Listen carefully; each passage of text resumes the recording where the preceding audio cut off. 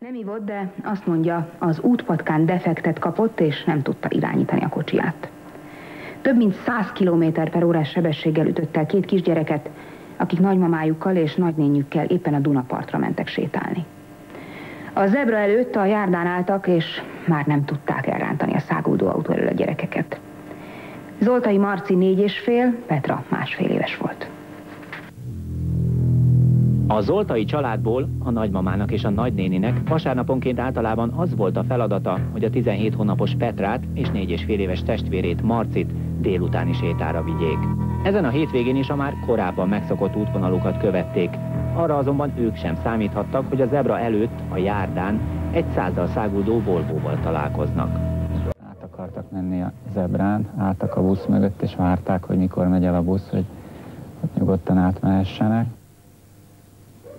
Közben jött egy autó észak felől, előzgette ott a lassan haladó autókat.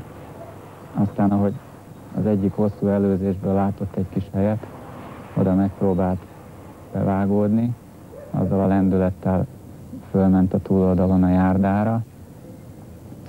A járdán kidöntött két oszlopot, ment még vagy 30-40 métert, és ott a zebra előtt a járda közepén elütötte a gyerekeket. Kisodorta valósággal a nagymamának a kezéből a kocsit, a babakocsit. Na most az egyik kisbaba benne volt a kocsiba, a másik fogta a kocsit.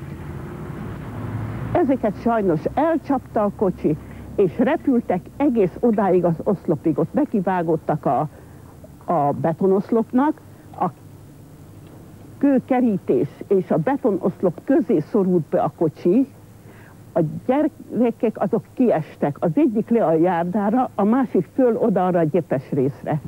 Petra és Marci azonnal meghalt. Az ír származású sofőr és utasai viszont karcolások nélkül megúszták a balesetet. Az eddigi vizsgálatok szerint a gépkocsi vezető nem volt ittas, és mivel már 3 éve Magyarországon él, a balkormányos autókhoz is hozzászokhatott. Azt viszont sikerült bebizonyítani, hogy a megengedett sebességnek több mint a 2-szeresével érkezett a tragédia helyszínére. Nem nagyon jó szemmel néztek itt rá, az biztos, ugye ilyen esetben. Biztos nem szándékosan csinálta, annál is inkább, mert az ő kocsijában is volt a kisgyerek. Nem tudott érdemben arra nyilatkozni, hogy milyen okból hajtott fel a járdára. A történteket ő sem érti igazán, szakértő bevonásával vizsgáljuk, hogy hogyan történhetett, jöhetett létre ez a baleset. Ezek a gyerekek a rövidke életük alatt minden szeretetet és minden jót megkaptak tőlünk, és ugyanazzal viszonozták.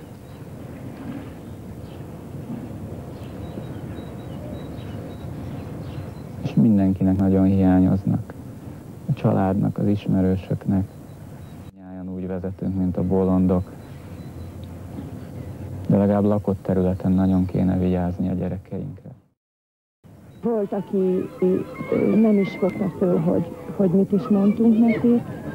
Volt, akik már nagyobb bacskák, ők megértették.